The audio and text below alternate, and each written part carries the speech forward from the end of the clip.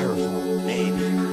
Little styrofoam. Planet will be here, we'll be long gone. Just another failed mutation. Just another closed-end biological mistake. An evolutionary cul-de-sac.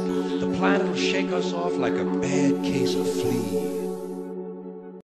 I am very well versed in the work of Sitchin and the Sumerian accounts of an extra as yet to be discovered planet that may exist in our solar system, and I personally believe his research to be sound. But, is this planet due to make a pass of the inner solar system in 2012, as many seem to think? The predicted arrival of Planet X in 2012 explains a lot of things for a lot of people.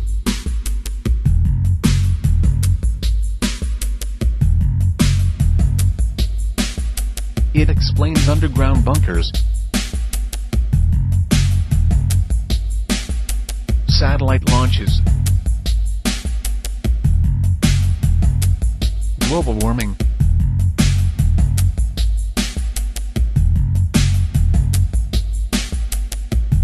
erratic weather patterns, and many other things besides.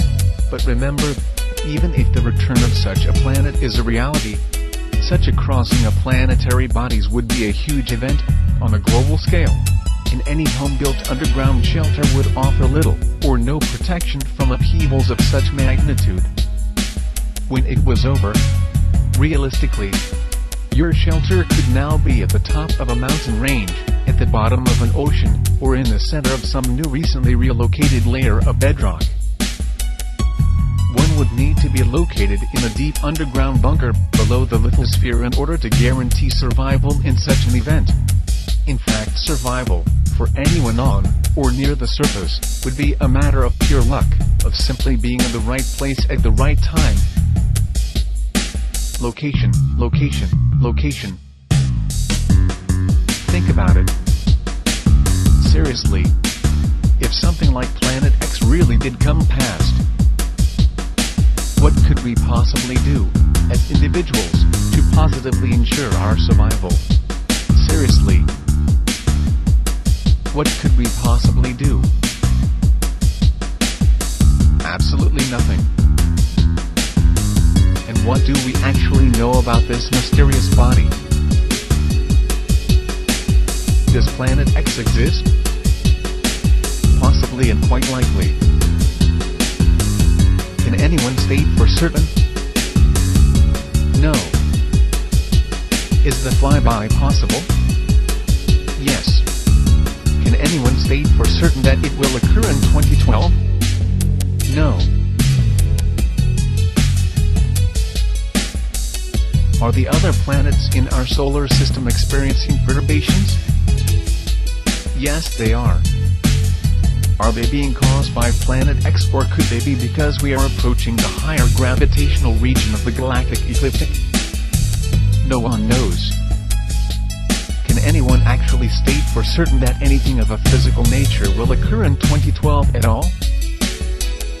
Absolutely not.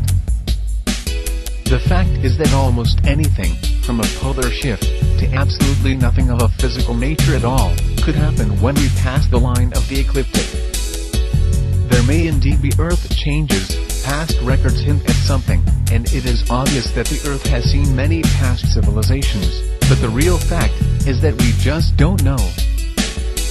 Planet X, like all good conspiracy theories, is a perfect solve to the riddle. But it remains totally unverifiable and presently sits squarely in the we'll have to wait and see basket.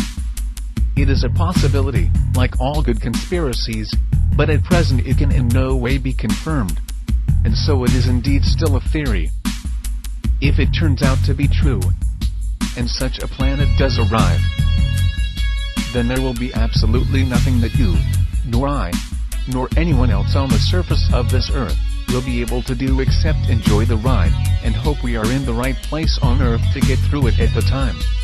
It's prudent to have survival gear on hand at any time, just as a matter of course, and the idea that Planet X may be coming is good to keep in mind as a possibility.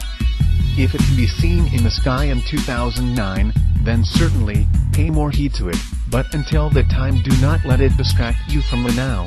because there are other matters that require your attention. And Q Bono. Who benefits? What does all this talk of Planet X do when added to the big picture on the global stage? It does one very noticeable thing. It centers you in the future, away from the now. It tells you to disregard what is going on around you, and ignore any and all conspiracies you see. Because they will all amount to nothing in 2012 when Planet X passes by, and the world changes. It tells you to ignore the world financial crisis and the introduction of new currencies. Ignore the terrorist bombings. And even if it did seem like an inside job, to just ignore the actions of the police and military.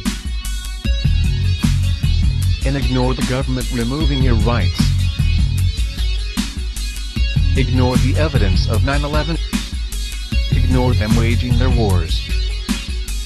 Disregard what's going on in Iraq. Ignore them dismantling your freedoms to keep you safe from terrorists. Don't worry about the surveillance cameras and the RFID tracking cards. Keep your eyes away from events occurring on the world political stage. And ignore the secret prisons and the torture. Because all will be cleansed in 2012 when Planet X passes by and the world changes. And Q Bono. Who benefits from this? The power elite. Who now have many people who are waking up and searching for the truth, tied up and distracted for another 4 years waiting for the world as we know it to end. While they are left alone to take care of the finishing touches on their plans. Away from prying eyes and annoying researchers. And then, in or around 2012, the world as we know it may well indeed end. But not from any global catastrophe or the passing of Planet X. It will end as the old world passes, and the new world order begins in earnest. My friends, all the world is a stage. Everything that occurs on it happens by design, and there are patterns. Look at the big picture.